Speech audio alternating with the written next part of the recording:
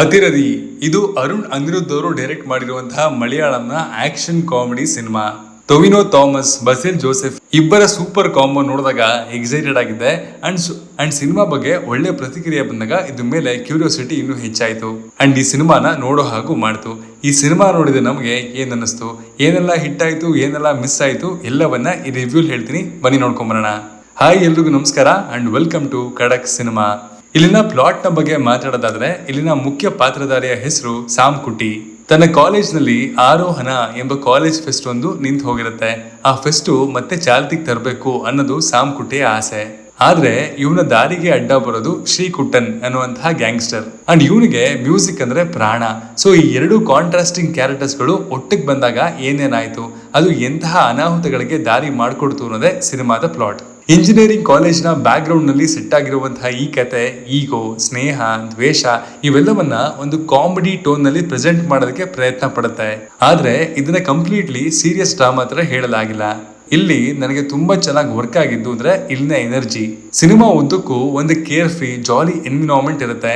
And ಇಲ್ಲಿ ಪಾತ್ರಗಳನ್ನ ತುಂಬಾ natural ಆಗಿ ಬರ್ಕೊಂಡಿದ್ದಾರೆ. ಆದ್ರಿಂದ ಎಲ್ಲವೂ ರಿಲೇಟಬಲ್ ಅಂತ ಅನ್ಸೋದಕ್ಕೆ ಶುರುವಾಗುತ್ತೆ. ಥಿಯೇಟರ್ ನಲ್ಲಿ ಪರ್ಸನಲಿ ನನಗೆ ವರ್ಕ್ ಆಗಿದ್ದು ಅದೇನೆ. ಯಾಕಂದ್ರೆ ನೌ ಡೇಸ್ ಕ್ಯಾಂಪಸ್ ಸಿನಿಮಾ ಅಂದ್ರೆ immediately dark politics, drugs, violence ಈ ಝೋನ್ಗೆ ಹೋಗ್ಬಿಡ್ತವೆ. ಆದ್ರೆ ಅತಿರಥಿ ಫುಲ್ ಆ ಹೆವಿನೆಸ್ ನ ತರೋದಿಲ್ಲ. ಬಸಿಲ್ ಜೋಸೆಫ್ ಸ್ಕ್ರೀನ್ ಮೇಲೆ ಬಂದ ತಕ್ಷಣ ಥಿಯೇಟರ್ ಮೂಡು ಸ್ವಲ್ಪ ಚೇಂಜ್ ಆಯ್ತು. ಇವರು ನ್ಯಾಚುರಲಿ ಫನ್ನಿ. ಇವರ ಕಾಮಿಡಿಗೆ ಸಪರೇಟ್ ಸೆಟಪ್ ಬೇಕಾಗಲ್ಲ. ಒಂದು ಲುಕ್, ಒಂದು ರಿಯಾಕ್ಷನ್ ಅಷ್ಟೇ ಸಾಕು, ಆಡಿಯನ್ಸ್ ನಗೋದಕ್ಕೆ ಸ್ಟಾರ್ಟ್ ಮಾಡ್ಬಿಡ್ತಾರೆ. ಅಂಡ್ ಹಾನೆಸ್ಟ್ಲಿ ಇದು ಈಸಿ ಅಲ್ಲ. ತುಂಬಾ ಆಕ್ಟರ್ಸ್ ಕಾಮಿಡಿ ಮಾಡೋದಕ್ಕೆ ಟ್ರೈ ಮಾಡ್ತಾರೆ. ಆದ್ರೆ ಬಸಿಲ್ ಅವರ ಸೀನ್ಸ್ ನಲ್ಲಿ ಆ ಟ್ರೈಯಿಂಗ್ ಫೀಲ್ ಬರೋದೇ ಇಲ್ಲ. ಇನ್ನು ಟೊವಿನೋ ಥಾಮಸ್, ಇವರು ಈ ತರ ಕಾಮ್ ಅಗ್ರೆಸಿವ್ ರೋಲ್ಸ್ ಅಲ್ಲಿ ತುಂಬಾ ಚೆನ್ನಾಗಿ ಸೂಟ್ ಆಗ್ತಾರೆ.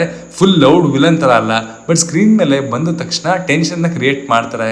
ಎಸ್ಪೆಷಲಿ ಬಸಿಲ್ ಮತ್ತು ಟೊವಿನೋ ಸೇಮ್ ಫ್ರೇಮ್ ಅಲ್ಲಿ ಬಂದಾಗ ಸೀನ್ಸ್ಗೆ ಒಂದು ಎಕ್ಸ್ಟ್ರಾ ಕಿಕ್ ಬರುತ್ತೆ ಅಂದ್ರೆ ತಪ್ಪಾಗಲ್ಲ.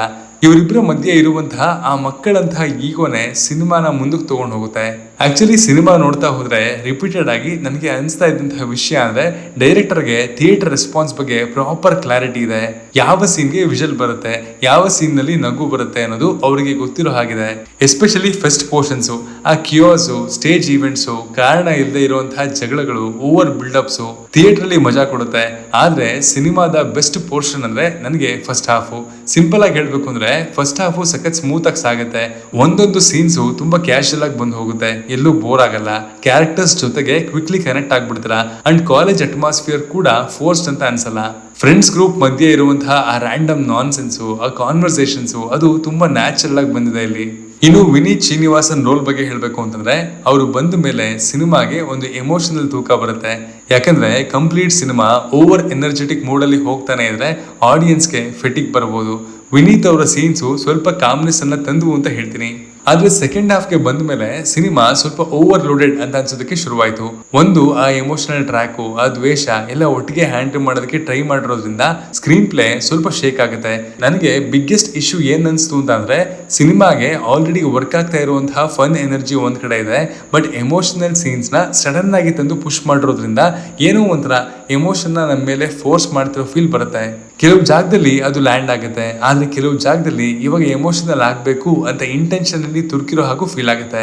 ಮ್ಯೂಸಿಕ್ ಬಗ್ಗೆ ಹೇಳಬೇಕು ಅಂತಂದ್ರೆ, ವಿಷ್ಣು ವಿಜಯ್ ಸ್ಕೋರ್ ಸಿನಿಮಾಗೆ ತುಂಬಾ ಹೆಲ್ಪ್ ಮಾಡಿದೆ. ಸಾಂಗ್ಸ್ ನೆನಪಲ್ಲಿ ಸ್ಟ್ರಾಂಗ್ ಆಗಿ ಉಳಿಯೋದು ಕಮ್ಮಿನೇ, ಆದ್ರೆ ಮೂವಿ ಒಳಗಡೆ ಬಂದಾಗ ಎನರ್ಜಿನ ಮೇಂಟೈನ್ ಮಾಡುತ್ತೆ. ಎಸ್ಪೆಷಲಿ ಫಸ್ಟ್ ಪೋರ್ಷನ್ಸ್ ಅಲ್ಲಿ BGM ಥಿಯೇಟರ್ ಮೂಡ್ ನ ಎಲಿವೇಟ್ ಮಾಡ್ತು. ಆಕ್ಚುಲಿ ಅತಿರಥಿ ನೋಡಿದ್ಮೇಲೆ ನನಗೆ ಬಂದಂತಹ ಫೈನಲ್ ಫೀಲಿಂಗ್ ಅಂದ್ರೆ, ಇದು ಪರ್ಫೆಕ್ಟ್ಲಿ ರಿಟರ್ನ್ ಸಿನಿಮಾ ಅಲ್ಲ, ತುಂಬಾ ಫ್ಲಾಸ್ ಇದೆ. ಎಮೋಷನಲ್ ಪೋರ್ಷನ್ಸ್ ಇನ್ನೂ ಬೆಟರ್ ಆಗ್ಬೋದಿತ್ತು, ಸ್ಕ್ರೀನ್ ಪ್ಲೇ ಟೈಟರ್ ಆಗ್ಬೋದಿತ್ತು. ಆದ್ರೆ ಡೆಸ್ಪೈಟ್ ಆಲ್ ದಟ್ ಸಿನಿಮಾ ನೋಡ್ಬೇಕಾದ್ರೆ ಮಜಾ ಬರುತ್ತೆ. ಅಂಡ್ ಕೆಲವು ಸಲ ಅಷ್ಟೇ ಇದ್ರೆ ಸಾಕಲ್ವಾ ಒಬ್ಬ ನಾರ್ಮಲ್ ಆಡಿಯನ್ಸ್ಗೆ. ಖಡಕ್ ಆಗಿ ಹೇಳೋದಾದ್ರೆ, ಅತಿರಥಿ ಒಂದು fun watch. Cinema complete realistic ಇಲ್ಲ, ಲಾಜಿಕ್ ಎಲ್ಲ ಪರ್ಫೆಕ್ಟಾ ಇಲ್ಲ, ಕೆಲವು ಸೀನ್ಸ್ ಓವರ್ ಡ್ರಾಮ್ಯಾಟಿಕಾ, ಡೆಫಿನೆಟ್ಲಿ ಎಸ್. ಬಟ್ ಸಿನಿಮಾನ as a fun time pass watch ತರ ನೋಡೋದಕ್ಕೆ ಕೂತ್ರೆ ಇದು ಖಂಡಿತ ನಿಮ್ಮನ್ನ ಡಿಸಪಾಯಿಂಟ್ ಮಾಡೋದಿಲ್ಲ. ಇದಾಗಿತ್ತು ಅತಿರಥಿ ಸಿನಿಮಾದ ರಿವ್ಯೂ. ನೀವು ಈ ಸಿನಿಮಾವನ್ನ ಆಲ್ರೆಡಿ ನೋಡಿದ್ರೆ ಹೇಗನ್ನಿಸ್ತು ಅಂತ ಕಮೆಂಟ್ ಮಾಡಿ ತಿಳಿಸಿ. Signing off, Manu.